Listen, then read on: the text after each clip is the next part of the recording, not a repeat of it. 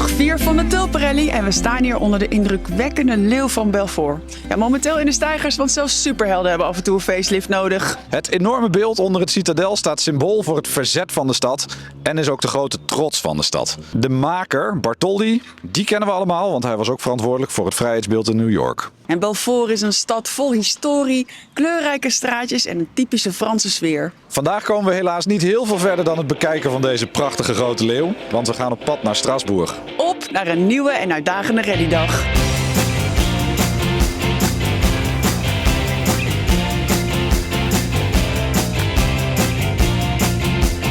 Op dag 2 vertelde je dat je 1 stapje gezakt was, maar goed, de weg naar boven was maar kort. Ja, dat klopt. We waren 4e gisteren, man. En we zijn van de 10e naar de 6e plaats gegaan. We zijn aan het stijgen. We zijn aan het stijgen. Zo. Dus we hopen dat we vandaag nog een schepje erbovenop kunnen doen.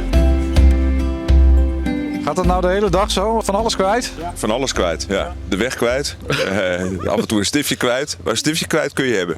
Ja, het stiftje wordt misschien nog gevonden. Wordt de route... Nee, ik denk dat hij wel in staat is om dat stiftje te vinden. Hey, en die route, wordt die ook gewoon weer teruggevonden? Jawel. Op enig moment wel weer, ja zeker. Ja. Jullie staan hier mooi gebroedelijk naast elkaar. Ja. Het lijkt wel of het een steeds populairdere rallyauto wordt, hè? Ja, in het begin zag je ze helemaal niet en tegenwoordig zie je ze best veel. Ja. En wat maakt het zo'n succes voor dit soort rallies? Het is een super auto om mee te rijden. Het is een 6-cilinder, dus je hebt voldoende vermogen en hij rijdt als een kart. Het is echt fantastisch. Je hebt niks meegekregen, denk ik, van wat hij vertelde, hè? Ik ben super geconcentreerd. Ik maak niks mee. Alleen ik ben mijn dopje kwijt, hè? Het is zoals je hebt gehoord. Nou. Ja, ergens let ik nog wel op, hè? Als dat het enige is, dan ligt het niet aan jou dus. Het ligt nooit aan mij. Waar heb je het over? We zijn nog helemaal niet zo heel erg lang onderweg, maar rekken en strekken hoort al eventjes. Dat hoort er altijd bij, want als je ziet hoe wij hierin zitten, opgevouwen, dan heb je dat gewoon even nodig dat je er even uit moet. Die koffie die is welkom. Die koffie is zeker welkom. Hoe gaat de auto? De auto gaat heel erg goed. Ja, en wij rijden zelf ook redelijk. Dus ik heb 4 jaar niet gedaan, dus we hebben het weer redelijk opgepakt. Je ziet dat we elke dag een stapje beter worden. Dus het gaat lekker.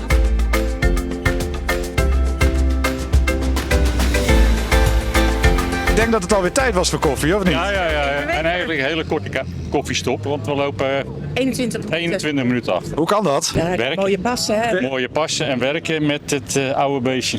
Ja, want die Lancia, 63? 63, ontzettend mooie auto. Ja. Al veel ervaring mee? Nee, we hebben hem vorig jaar augustus gekocht. Want de Tulpenrally stond dus zoals bij velen al jaren op de bucketlist. En dan hebben we gezegd, we gaan een auto kopen en we gaan meedoen. En waarom dan deze Lancia? Ik ben Italofiel. Ik heb wat meer Italiaanse auto's en ik was op slag verliefd. Juliaatje heeft wat meer pk's. Dat is het nadeel van dit mooie spul. Ja. Dus bergjes op, wordt schakelen, 1, omhoog 2, terug naar 1. Maar we komen boven. Hoe komt het dat dat zo'n bucketlist ding was? Als je leuke auto's hebt, moet je er ook leuke tochtjes mee rijden. Ja, wat voor leuke tochtjes kan je dan doen? Nou, de Tulpenrally. Die techniek kan het ook begeven natuurlijk. Die moet je wel goed krijgen, hoor. Ja, ik heb net gevonden schroefetje. Ja, dit is een ander maatje schroef dan waar jij het gereedschap voor de auto voorbij hebt, denk ik. Precies, dat is wel een kruiskop, maar... Ik hoop dat je het allemaal scherp blijft zien. Ja, dankjewel. Ja. Ja, wat zeggen we ervan? Heerlijk. Ja. Ja, droog. Dat scheelt zoveel. Ja, hè? Ja, dan wordt het echt genieten. Maar hoe gaat dat in de auto als het zo nat is allemaal? Nou, we hebben noodgedwongen de spatborden eraf moeten halen. Dus we krijgen enorme spray. Ja, Dus we krijgen de regen. En dan nog een keer wat we van de weg ophalen. Het plaatje is prachtig, maar ik heb met jullie te doen. Nou, dat hoeft niet. We genieten volop.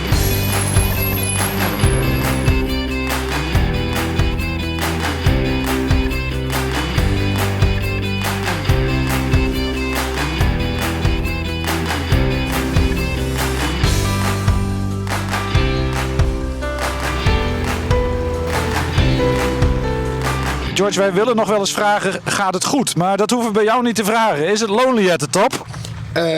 Nou ja, vandaag 100 strafpunten, maar dat heeft volgens mij iedereen. Dus het gaat uitstekend. Waarom kiezen jullie voor touring? Wij met z'n tweeën hebben nog nooit Tour gewonnen. Jij wil ze lekker allemaal afvinken? Ja, en voorlopig rijden we lekker. Ik denk als het zo doorgaat, dan zien we jou volgend jaar in de sportklasse. Ik ben er bang voor.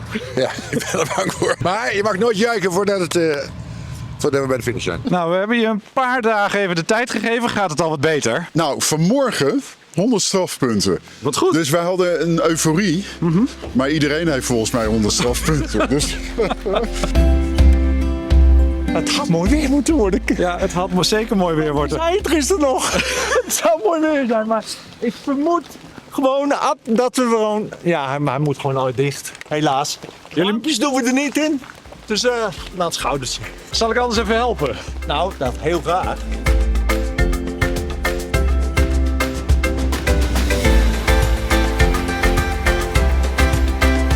Goed voor je navigatie zorgen, hè? Anders kom je nergens. Je komt echt nergens. Welkom bij de Tulpareni. Ik bedoel de Tulparelli. Het is er fantastisch. Dan sta je net een dakje erop te vouwen bij een Healy. En hij lacht nog harder dan dat hij doet met zon. Ja, het boeit de mensen dus eigenlijk helemaal niks dat het dit weer is. Want ze vinden het nog steeds allemaal fantastisch. Dat is het ook gewoon. Allereerste keer Tulparelli. Is dit wat je ervan verwacht had? We hadden veel verwacht, veel meegemaakt, maar dit weer even iets minder. Maar wel mooi. Veel lol. Wel mooi. Oh, nou, veel lol. Dat is het allerbelangrijkste. Succes. Ja, kijk, normaal is Maria nu aan het interviewen. Maar die heeft even een andere taak. De euforie was van korte duur, hè? Ja, nee, het is weer nat. Ja, nee. Maar het went. Ja, het went zeker. Ja, nou ja, goed, het went. Nou ja, morgen hebben ze nu weer beloofd. Dus ik wacht rustig Dat af. beloven ze speciaal voor jullie, denk Ja, ik. is dat zo? Ja, oké.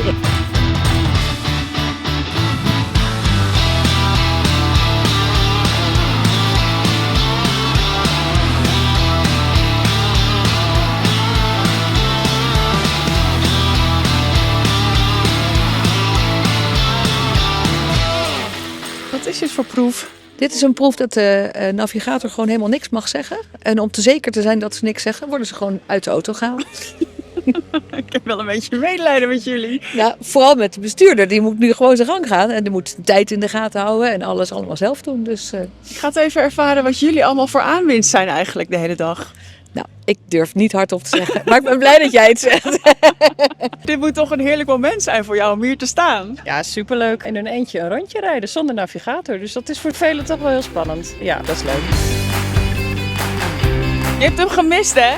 Ja, dat blij dat hij er weer zit. Dat moesten we even horen. Ja, precies.